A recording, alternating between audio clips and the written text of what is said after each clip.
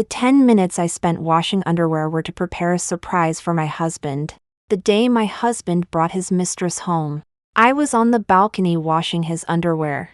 He didn't know that I had mixed an entire bottle of paraquat into the basin of water, even diluted. This potent poison can be absorbed through mucous membranes, causing pulmonary fibrosis and a slow death by suffocation. Yet, he held that woman, kicking over my basin with disgust. "You old hag. All you ever do is wash, wash, wash.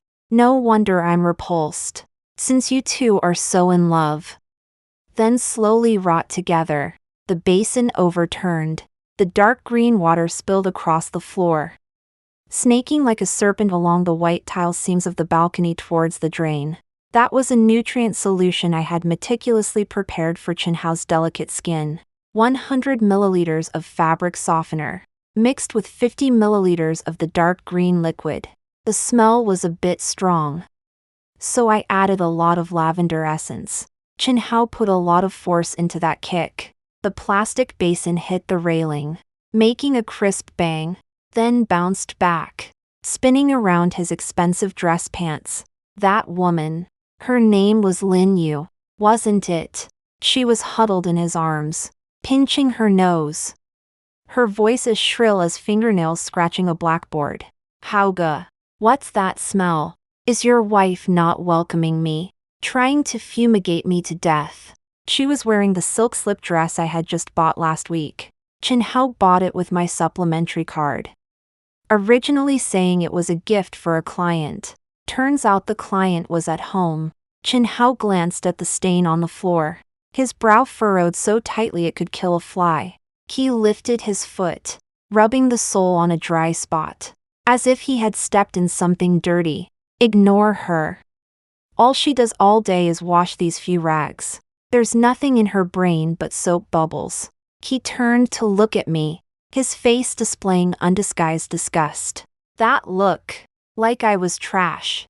"All you ever talk about is money. All you ever do is housework. Living with a woman like you is suffocating me." Suffocating.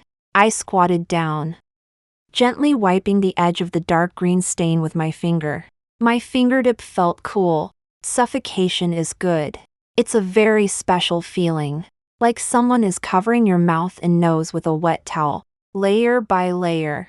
You want to inhale, but your lungs feel like they're filled with cement. You'll desperately claw at your throat, until your nails tear your neck raw, and you still can't draw in a single breath of oxygen. You'll watch yourself, fully conscious, as you slowly suffocate to death. "Chinhao, you asked for it." I didn't say anything, just lowered my head, using a rag to slowly soak up the poisonous water on the floor. My movements were slow, meticulous, like I was polishing a priceless treasure. "Are you deaf? I'm talking to you." Chinhao was getting impatient. Losing face in front of the woman had only fueled his anger. If he had yelled at me like this before, I would have trembled, cried, and begged him to lower his voice so as not to scare the child. But today, the child was at summer camp. It was just us at home, and death. I raised my head, tossed the rag into the bucket, and wiped my hands on my apron. I even managed to squeeze out that usual flattering smile for him. "I'll go wash them again. Your underwear is all silk. Machine washing can easily damage it. It's more comfortable if hand-washed." Chinhao was taken aback. He probably thought I would make a scene, throw a tantrum, or at least shed a few tears. But he didn't expect that I would still be that docile nanny. This abnormal obedience made him even more arrogant, and deepened the contempt in his eyes. "Cheap bone." He snorted from his nose, put his arm around Lin Yu's waist and walked towards the bedroom. "Let's go. Don't let this old hag ruin our mood." The bedroom door slammed shut, isolating the sounds of laughter and flirtation inside. I stood on the balcony, listening to the noises coming from inside. That was my bed, my husband, and a woman wearing my clothes. I picked up the overturned basin and went to the faucet to rinse it. The water flowed with a whooshing sound from the deepest part of the cabinet. I took out the bottle labeled toilet bowl cleaner. The liquid in the bottle was dark green, like the river flowing in hell. I poured another full capful into the water and mixed it in.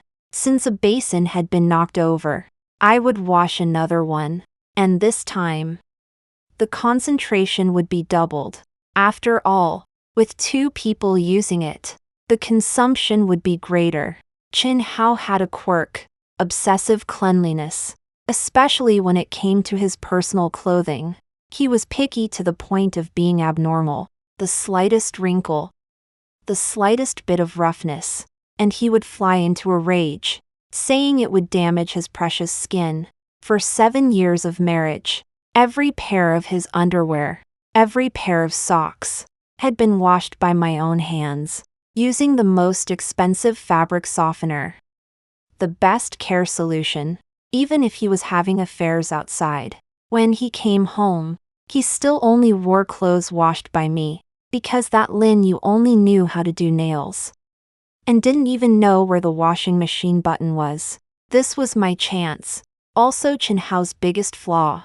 I soaked those few pairs of black men's underwear, and the lace panties that Lin Yu had taken off at the bathroom door, together in the basin. The dark green water submerged the clothes. I put on thick rubber gloves and began to knead. Once, then again, as if kneading Chin Hao's lungs. Paraquat has a nickname.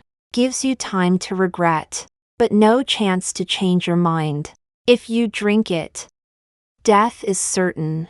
But what if it's absorbed through the skin and mucous membranes, especially in the private parts, where capillaries are abundant and mucous membranes are fragile? That's chronic poisoning. The toxin will slowly seep into the bloodstream, flowing throughout the body with each heartbeat, eventually gathering in the lungs. The alveoli will slowly fibrose, harden, and lose elasticity. The whole process may take a month, or even longer. That's exactly what I want.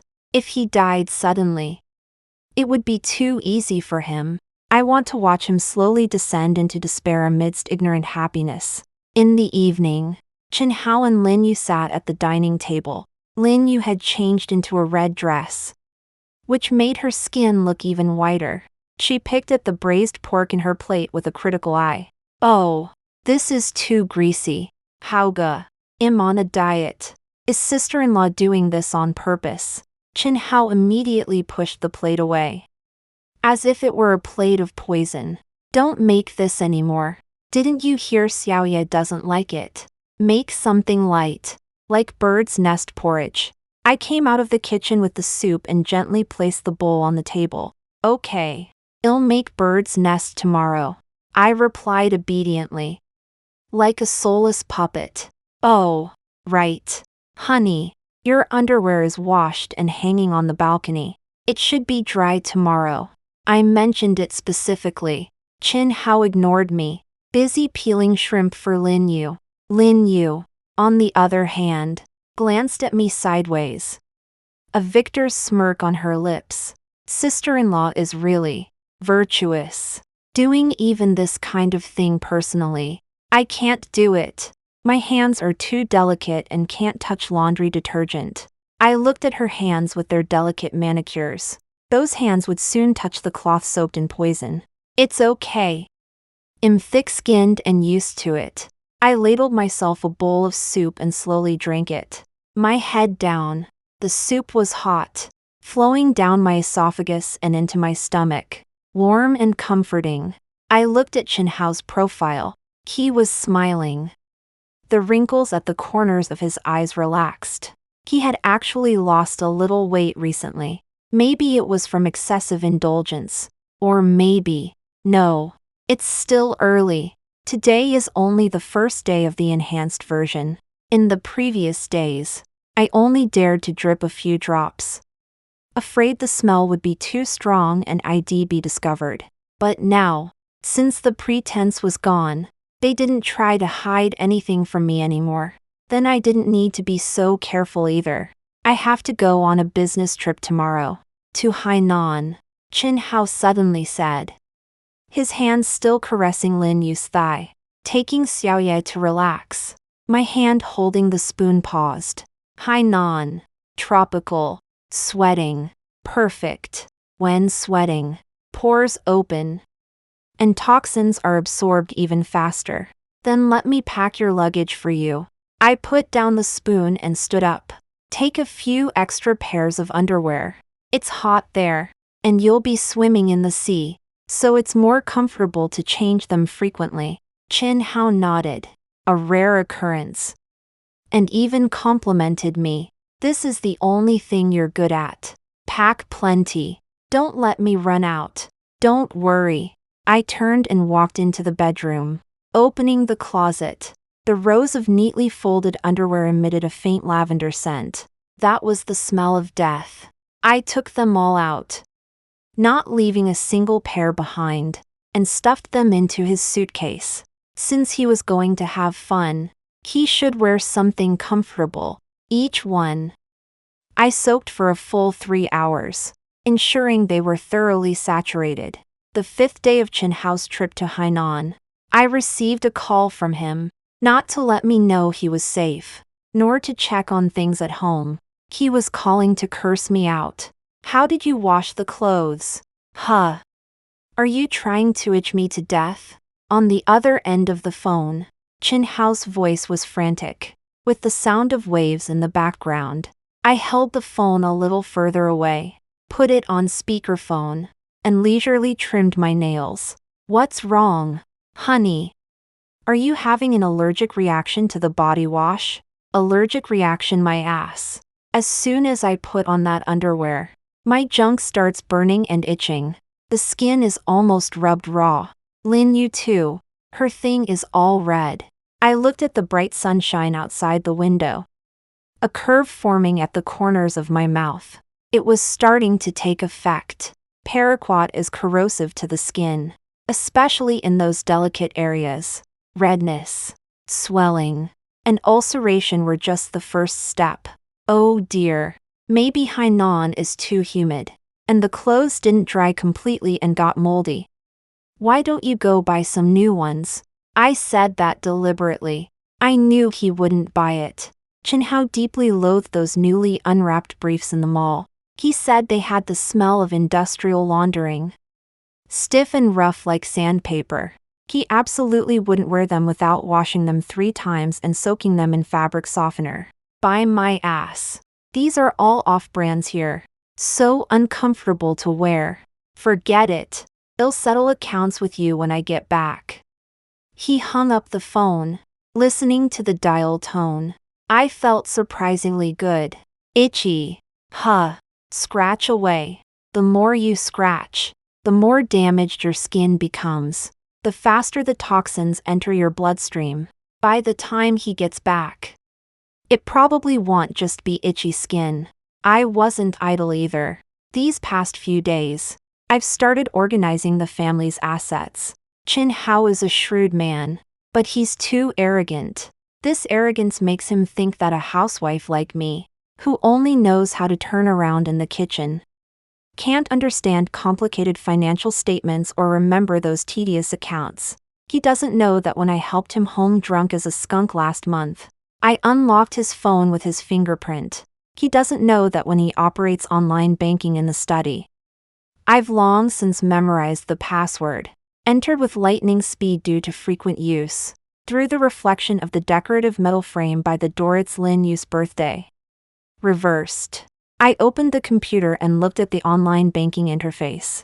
Large sums of money had already been transferred by him in batches to Lin Yu's shell company accounts under the guise of loans and investments. There was even a scanned copy of a property contract with Lin Yu's name on it. This is what he meant by suffocation. This is the repayment he gave me. I didn't transfer the money back, because there was no need. A dead man's money is still mine in the end. Even the house with Lin Yu's name on it, as long as I can prove it's an illegal transfer of assets during the marriage. I have plenty of ways to get it back. What I need to do now is wait. Wait for those 2 long lobes of his to turn into 2 dry, hard loofah sponges.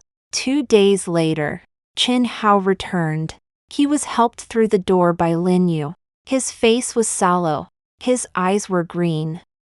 And he looked like he had been drained of all his energy. That always straight spine was now a little hunched. What happened? I went to meet him, with just the right amount of surprise and concern on my face. Did you get heat stroke? Lin Yu wasn't any better. Looking haggard. With that silk dress wrinkled and clinging to her body. I don't know. Maybe it's because I stayed in the sea for too long. I feel a little chest tightness. Qin Hao took a breath. His voice a little rough. That kind of voice didn't sound like it was coming from his throat, but rather like bellows leaking air. He pushed away the hand I wanted to use to support him, frowning in disgust. Go on. Pour me a glass of water. And don't touch me. You're covered in grease. And now. He's finding fault with me. I obediently went to pour the water, watching him sit on the sofa, his hand unconsciously scratching at the root of his thigh. It's probably festering there.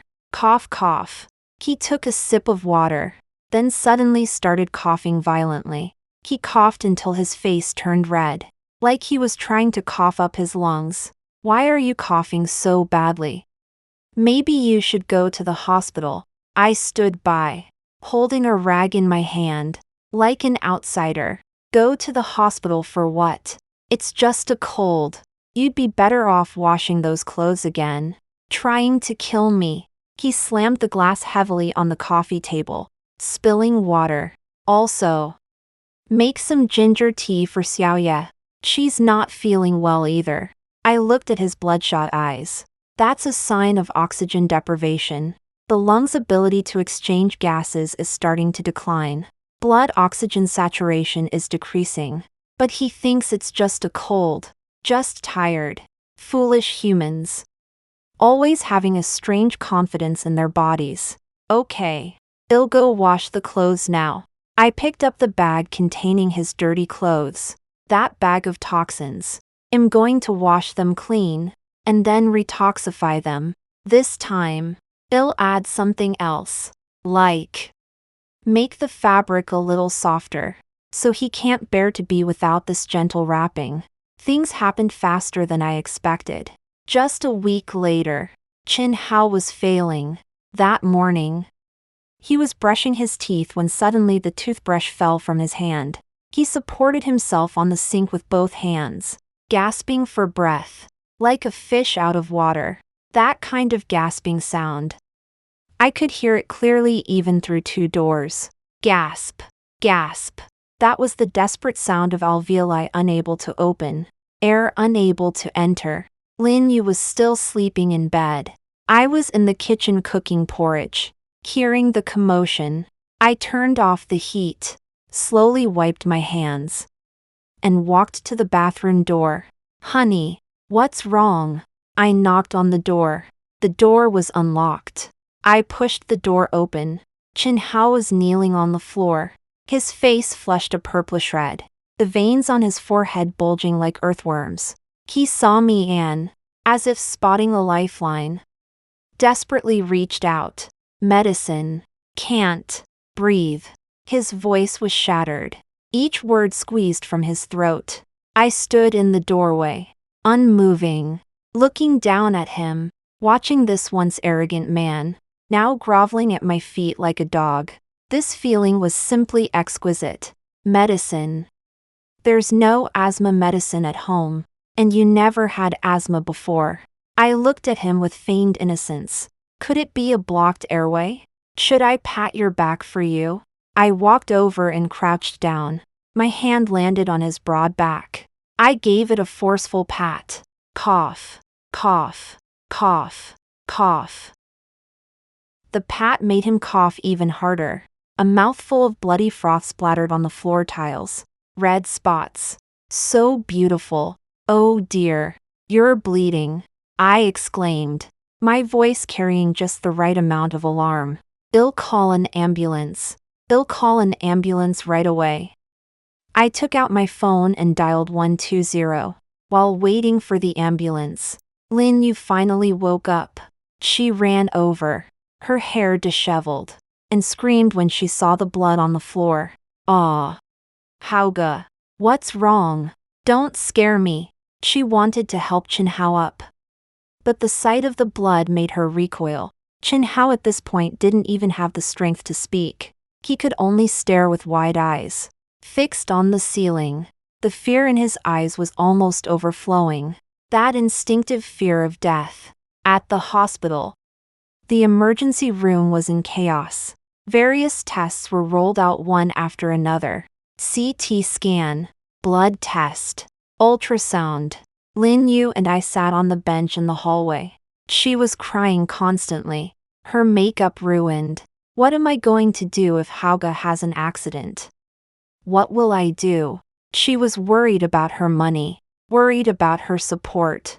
I handed her a tissue and even offered a word of comfort. "It's okay. Chen Hao has always been healthy. It's probably just acute pneumonia." The doctor came out holding the scans, his face even more grim than before. "Family members." I stood up immediately. "I'm his wife." The doctor glanced at me, then at Lin Yu beside me, and spoke quickly.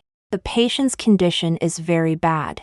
The CT scan shows large areas of ground glass opacity in both lungs, what we commonly call white lung, which is rapidly consolidating.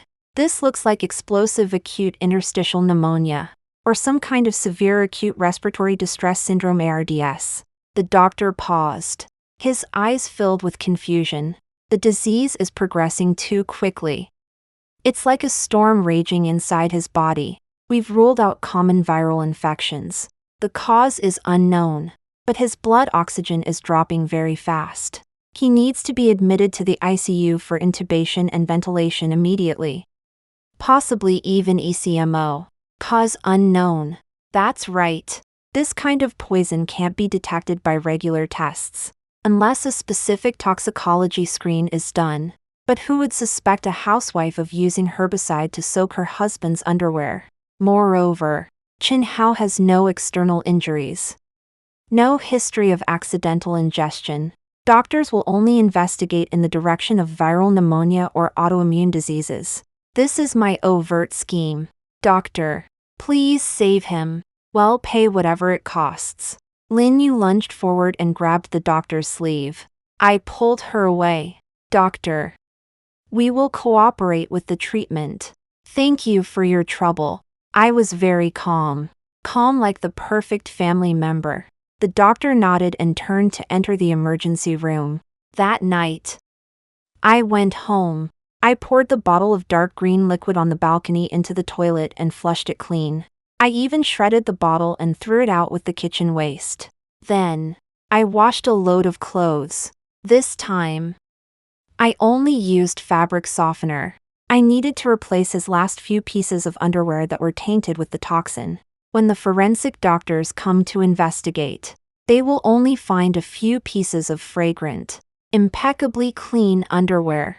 As for the poison in his body, that's a karmic debt he can't metabolize away. While sorting through Chen Hao's clothes, I found a piece of paper in his suit pocket. It was a draft of a will that had just been drawn up. The handwriting was very scrawled, obviously written under extreme discomfort. All real estate and cash under my name go to Lin Yu, wife. Only retain the right of residence in the current residential property. Right of residence. Not even giving me ownership. I crumpled the paper, and a laugh escaped me. I laughed until tears streamed down my face. Chen Hao. Oh, Chen Hao. You were scheming against me until your last breath.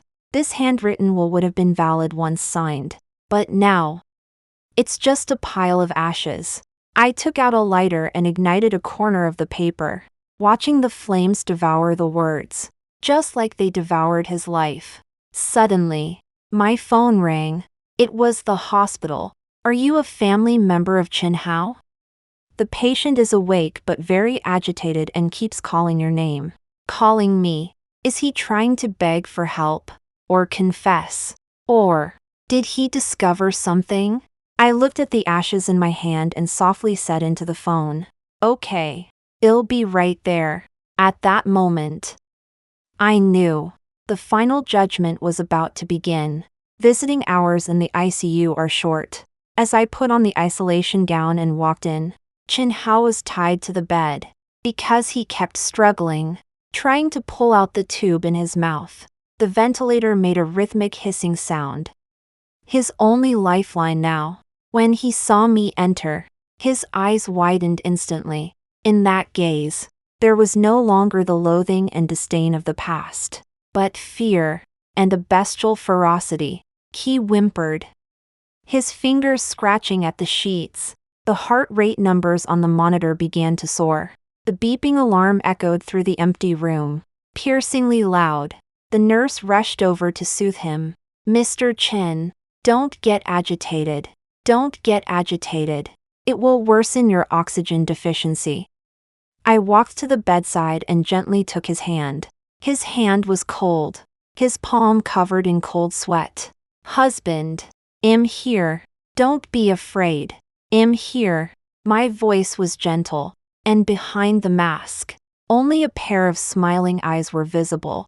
He stared at me, and if his eyes could kill, I would have been torn to pieces. He seemed to have guessed something, perhaps because of the overturned pot, perhaps because of that strange smell, or perhaps it was the intuition of a person on the verge of death. But does it matter? He has tubes stuck in his mouth now. Unable to speak, his hands are tied with straps. Unable to write, he is nothing more than meat on a chopping board. The doctor said your lungs are as hard as stone. I leaned close to his ear, speaking in a voice only the two of us could hear. Do you feel like you can't breathe? Do you feel like a heavy rock is pressing on your chest? His pupils contracted violently. His body jolted suddenly. Ugh. A desperate roar escaped his throat. Actually, I threw away all those underwear at home for you. I continued in a soft voice. You're so clean. How can you wear dirty clothes? They'll buy you new ones when you get better. He started to tremble. The tremor was so large that the bed shook with it. He knew. He was certain. But he was powerless. Just then, that Lin Yu was knocking on the glass outside. She couldn't get in. She could only fret anxiously outside. She was holding a stack of documents, probably a transfer request or some proof of assets. Chin Hao saw her, and a glimmer of hope flashed in his eyes. He desperately turned his head, trying to signal Lin Yu. I blocked his view, blocked it completely. Don't look. Husband. I helped him tidy the hair on his forehead, soaked with sweat. She can't help you. She will only spend your money, wear your clothes, and sleep in your bed. Only I will so meticulously serve you. I emphasized the word serve. Visiting hours were over. The nurse came to urge me to leave. I straightened up and took one last look at him. That look was like looking at a prey that had already fallen into a trap. Rest well. They'll come see you again tomorrow. I turned to leave. The alarm on the monitor behind me blared incessantly. Doctors and nurses rushed in to rescue him. I walked out of the ICU, took off my mask, and took a deep breath of the disinfectant-filled air in the hospital corridor. So refreshing. Chin Hao had been in the ICU for 3 days. For me, those 3 days were a pleasure. For Lin Yu, they were torture. The doctors told us that the patient was experiencing a cytokine storm. Not only had his lungs completely failed, but his kidney and liver indicators were also deteriorating exponentially. Multiple organ dysfunction syndrome MODS. The doctor's hand trembled as he wrote the term in the medical record. This was indeed a typical symptom of the late stage of paraquat poisoning, a systemic collapse. But in the eyes of the doctors, it was more like an unexplained autoimmune system breakdown. The body attacking itself. His whole body was rotting. Lin Yu started to panic. She wasn't stupid. The illness had come on too strangely, too violently. She started making phone calls in the hospital corridor. Her voice very low, but I could hear her. She was consulting lawyers about who would get the assets that hadn't been fully transferred if Chin Hao died. She was looking for a way out. What a realistic woman. I sat next to her, munching on an apple. The crunching sounds particularly loud in the quiet waiting area. Lin, you glared at me. You still have the heart to eat. Hauga is about to die. I swallowed the fruit in my mouth and looked at her calmly. If I don't eat my fill, how will I have the strength to arrange his funeral? You. She was choked with anger, pointing at my nose, her hand shaking. You venomous woman. You're just hoping Hauga dies, aren't you? I laughed. I laughed so hard tears almost came out. Sister, you can't just say things like that. Who was it who kept clinging to him, causing his body to be overdrawn? Who took him to Hainan to get sunburnt, making his condition worse? I stood up and took a step closer. The doctor said that overexertion is also a trigger. Tell me, if Chen's parents knew that their son was killed by you, his mistress, through excessive indulgence, what would happen to you? Lin Yu's face turned instantly pale. She was scared. She was just a gold digger looking for money.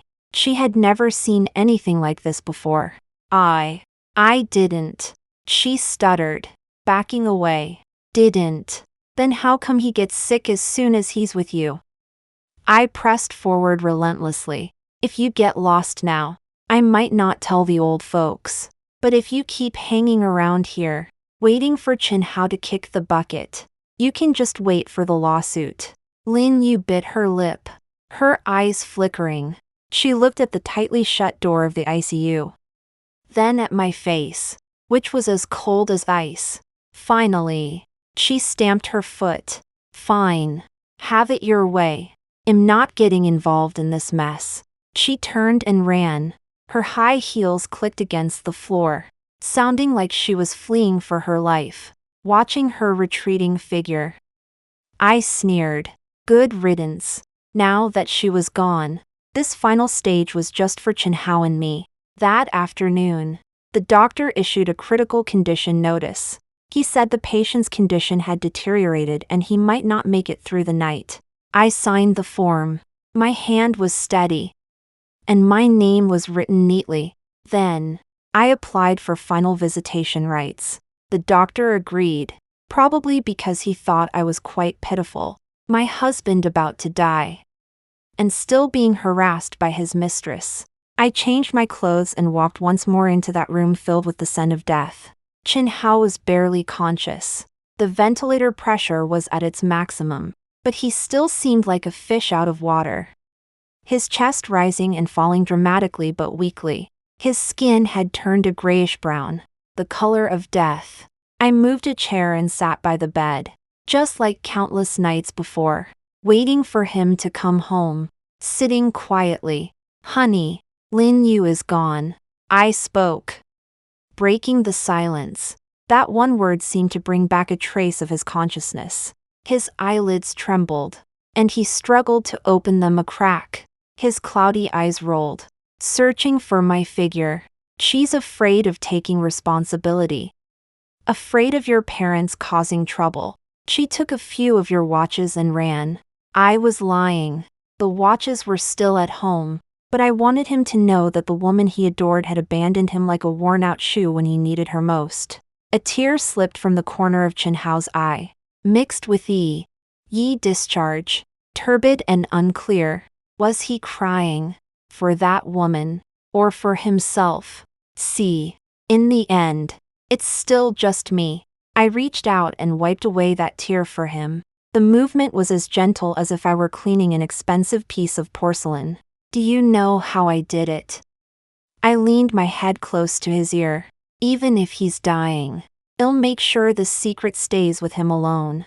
That day, the pot you kicked over contained a bottle of paraquat. Chen Hao's body stiffened abruptly. In a final burst of lucidity, his eyes suddenly widened, staring fixedly at me. A gurgling sound came from his throat, like bones grinding together. I diluted it and soaked it into your favorite underwear. Didn't you say the underwear I hand-washed was the softest? That was the scent of fabric softener mixed with poison. Darling, Every time you put them on, the toxins seeped into your body, little by little, through your skin. While you were out playing with other women, the poison was watching you from below. I watched his expression change from shock to despair, finally settling into boundless fear. It was a fear that tore the soul apart. He wanted to shout, to tell the doctor, to tell the police, but he couldn't. His lungs were already rotting. His throat was blocked. He could only listen to me, as I spoke the most cruel truths in the gentlest voice. Don't be afraid. It will be over soon. That suffocating feeling. Is it very painful? That's right. This is the best return gift for the 7 years of cold violence you bestowed upon me. The curves on the monitor began to become erratic. The heart rate plummeted. 30-20-10. He was convulsing. The final struggle of life. I didn't press the call button. I just watched quietly, watching he man who was once so high and mighty turn into a gradually cooling corpse, until that curve became a straight line, until that piercing beep sounded. Only then did I slowly stand up and smooth the wrinkles on my clothes. When the doctor rushed in, I was lying by the bed, wailing, "Husband, don't leave me, wake up." The crying was so mournful that it saddened all who heard it. The doctor patted my shoulder and sighed. "My condolences." My face was buried in my arms. The corners of my mouth slowly turned up. Finally, dawn has broken. The funeral was lavish. I am a respectable person. And a respectable widow.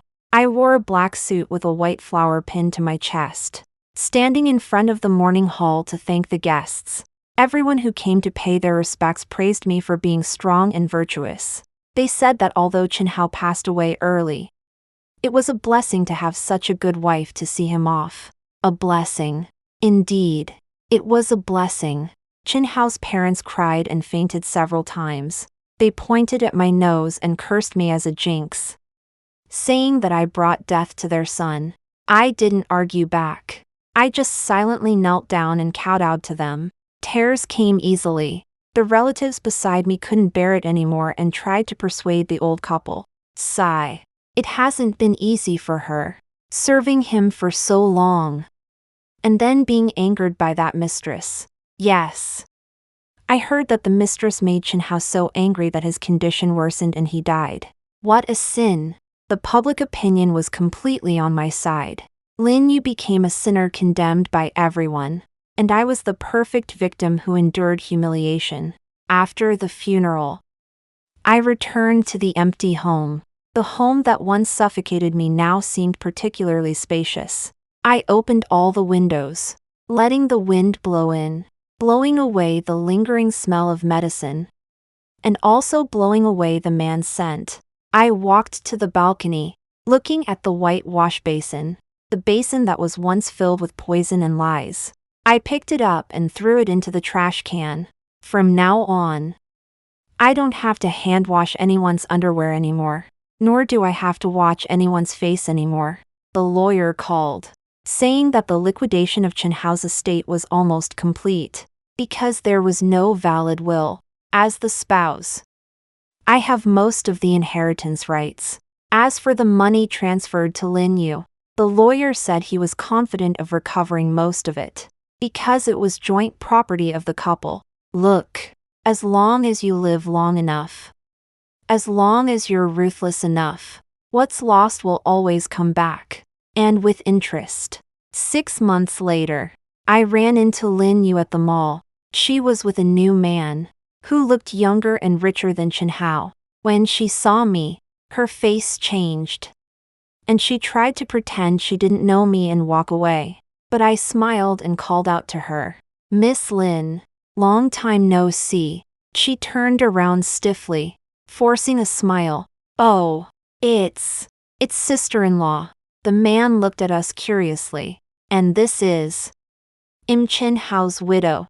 I introduced myself generously. The man's expression instantly became a little strange, probably because the rumor of Chen Hao's sudden death from an unknown cause was still somewhat well known in the circle. Lin Yu panicked a little and tried to pull the man away. Well, we have things to do. We have to go. Watching her flee in a hurry. I didn't chase after her, because I saw the watch on the man's wrist. It was Chin Hao's favorite model. It seems Lin Yu's taste hasn't changed. She always likes men who are self-righteous and easy to control. I just wonder if, this time, she'll meet another virtuous wife like me. After all, I'm not the only woman in the world who knows how to do laundry. I turned and walked into a lingerie store. I picked out a few of the most expensive silk pajamas for myself. The saleswoman eagerly approached me. Ma'am, this material needs to be hand-washed, or it'll get damaged easily. I touched the smooth fabric and smiled. No need. I'll just throw it away if it gets damaged. From now on, I'll only wear new things. The night is deep. I sat alone on the balcony, drinking red wine. The glittering lights of the city were reflected in the wine glass, red like blood. The cause of Chin Hao's death was ultimately determined to be acute interstitial pneumonia AIP of unknown origin complicated by multiple organ failure. This disease is aggressive, has a very high mortality rate, and the specific cause is usually difficult to determine. No one suspected a thing. The doctors could only lament his bad luck encountering such an atypical emergency, his body weakened by the recent travels, unable to pull through, and no one would investigate a basin of laundry water that had already been dumped. The bottle of paraquat had long been incinerated to ashes at the waste disposal plant.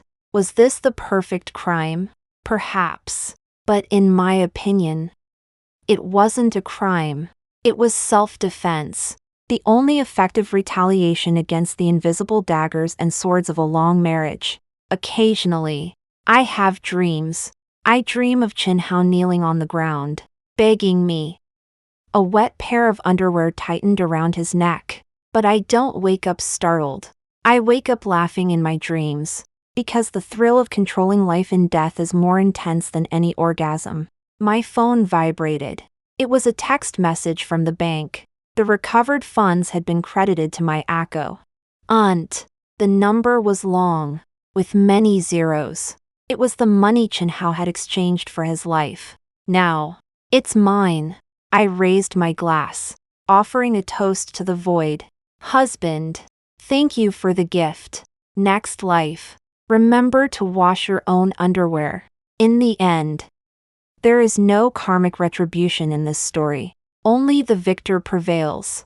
I sold that house because someone had died there, and I didn't like it.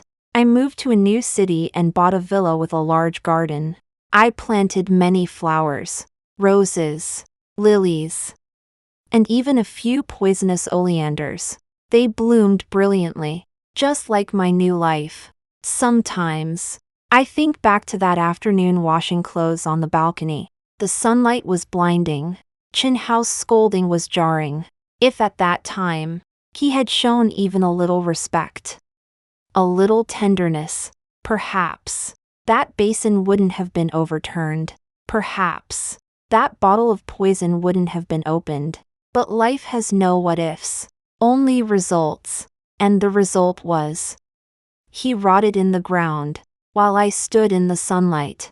I picked up the scissors and cut off the most blooming red rose. A thorn pierced my finger, and a bead of blood appeared. I put my finger in my mouth and tasted the rest. So sweet. In this dog-eat-dog world, if you're not the butcher, you're the meat.